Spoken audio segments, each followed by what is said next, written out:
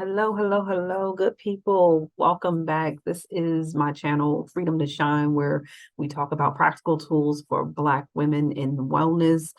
Today, I'm going to talk a little bit about healing and resilience when it comes to racial trauma and the importance for us as Black women to kind of make sure that we are promoting and supporting each other's healing, specifically within our community, but also within ourselves. And so today, we'll discuss the pathway to healing and resilience with what I would consider some practical ways for us to start kind of navigating it and overcoming racial trauma in a way that honestly says that although it may not be resolved, we still have a right to be healed and to be healing. So that being said, as I go over these different tips, it's important to remember that just like everything else, coping strategies, healing paths, resilience is always going to look different for each person. So each person's experience and identity will determine what their needs are, how this will work for them, and even if this is going to be effective tools for their specific situation or journey. So I say that because sometimes when people are giving advice or tools or techniques, it's almost like, well, that didn't work for me. But the reality is that these are just tips and guidance that could work for most of us. And in those special cases, we got to figure out how to adapt these tips to our specific experience.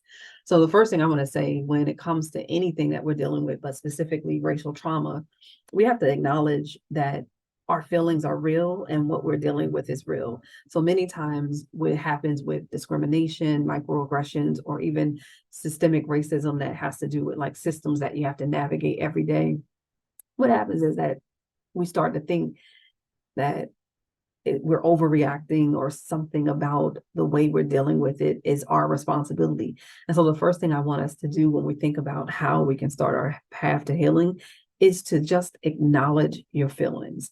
Encourage yourself, individuals who are dealing with different forms of racism, to just acknowledge what they're feeling, validate the feeling of pain and sadness related to the experiences, and even just the reality of the experiences being ongoing. Make sure that you are going to first just acknowledge the essential emotions that you're dealing with that are related to the racial trauma. So that one is like one of those hands down. When we think about most of our journeys around trauma, we have to first acknowledge and first validate our feelings as real, and that no one else gets to decide for you what that definition of real is. And so let's start by just taking a deep breath, acknowledging what I'm experiencing is hurtful, painful, and wrong. And the reality is that I'm experiencing it because of my race. The next thing I want you to do is seek support. When we think about seeking support, we think about going to our friends, going to the people we love. And sometimes, just like with most things, their resources they can only maximize the resources that they have around this subject and around this experience. So be okay with seeking help, like a professional who might deal with racial trauma, a professional who might be able to assess and or create tools that are very specific to your incidents or experiences around safety in this area. So for me personally, I'm a racial trauma therapist. That means that I have specifically been trained in not just trauma, but trauma that is specific to race and identity. And so one of the things that we might do is assess how this is impacting your identity, how this is impacting your day-to-day well-being and health. And then we create a plan based off of that. And so be willing to kind of expand past your circle sometimes to a therapist or a counselor who might specialize in how to deal or respond and navigate racial trauma. But I'm always going to be a person of community and collective healing. And so really one of the areas that I do promote when it comes to not just seeking support is connecting with those who you know are dealing with or responding to similar incidents of trauma and harm. And so really promoting and building strength communities. And excuse me, my lighting just totally shattered in a second, so forgive me. But really looking at how can I support myself with the people who I'm around, who also are going to be supportive, caring, and thoughtful about what they're saying, and also validating of what I'm experiencing. So not just being around people who are going to make you feel bad for having these thoughts or making you feel bad for having these experiences, but those who are going to acknowledge and sometimes just listen to what you're dealing with when it comes to the spaces that you have to deal with racism, discrimination, or microaggressions. So thinking about how can I create that circle of safety for me outside of even a counselor or a therapist. So for myself personally, that is my closest friends, that's my family, that's my faith community. That's those areas that I know when I go in and I talk about these issues, um, I'm not going to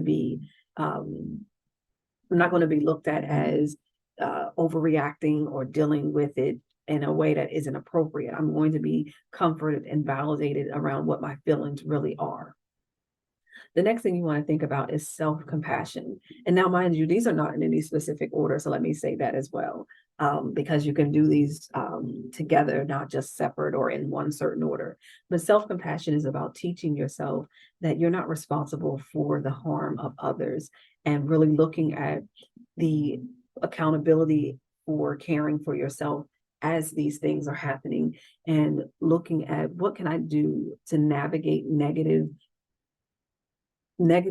thoughts and behaviors that might, or negative thoughts and self perspective that might come from the way people treat me based off of my race. And so I might do things like positive self talk, encouraging affirmations that are about how positive my identity is or who I am as a whole woman or Black woman specifically. And so I'm looking for ways to be kind to myself. And I know that in this channel, I've done one on self-compassion. And so I would say check out that video related to self-compassion, because that really will help you to think about how can I be compassionate to myself in ways that is about honoring, validating, and still showing myself kindness and understanding. The next thing you want to do is educate yourself. The reality is that sometimes we don't know what we're experiencing and or don't understand why we continue to experience incidents because we are navigating it based off of our identities, right? So our gender, our race. And so really think about how can I learn what are the impacts of racial trauma? What are the systems of racism that have been in place and or continue to be in place to oppress people who look like me or navigate the world like I do? And then think about how you can use this information to empower and motivate yourself towards either individual change or system change. And then I think when it comes down to it, you hear this a lot, self-care, being really mindful about how you care for yourself in terms of the immediate response to the racial trauma. So things like breathing, taking deep breath exercises to the level of understanding how to scan your full body. And again, I believe that I've done a video on body scan. If not, I will make sure to place one in here. But you want to be able to actually learn how to scan your body as you deal with traumas and deal with the response of what might be happening to you. So taking those deep breaths, we're processing it through your body so that you can relieve and kind of de-stress in the moment, even though you can't change the reality of some of the things that may be going on. When we also think about healing, I also like to incorporate art and dance and music. And so one of the ways that we can do this is find out what our art expression is, what our form of getting it out is. And so I would suggest looking at writing, art, dance, music, really trying to determine what method of processing can be a helpful tool for me to get out these feelings of anxiety, depression, or sadness that might be in response to the racial trauma. And so I think the last one that I want to end on is ongoing self-care check-ins, checking in on those who are in your life. And I say this one as a collective, who are in your life as well as yourself, making it a opportunity for everyone who might be navigating or dealing with different forms of oppression to have check-ins, to monitor the process around your strategies of coping, your different art expressions, your support systems, your actual getting additional help outside of your support system. How can you as an individual, but also collectively, work together to actually strive towards that healing?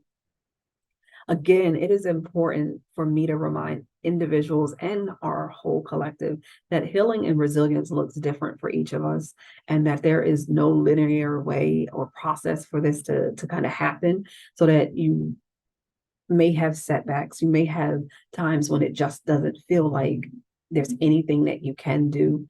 But I really believe in patience, self-compassion, and just supportive therapeutic relationships that can help you to make sure that as you're learning what resilience and healing looks like for you, not just with racial trauma, but with all forms of trauma, you are able to create the best toolbox of healing that will help you on your journey. All right.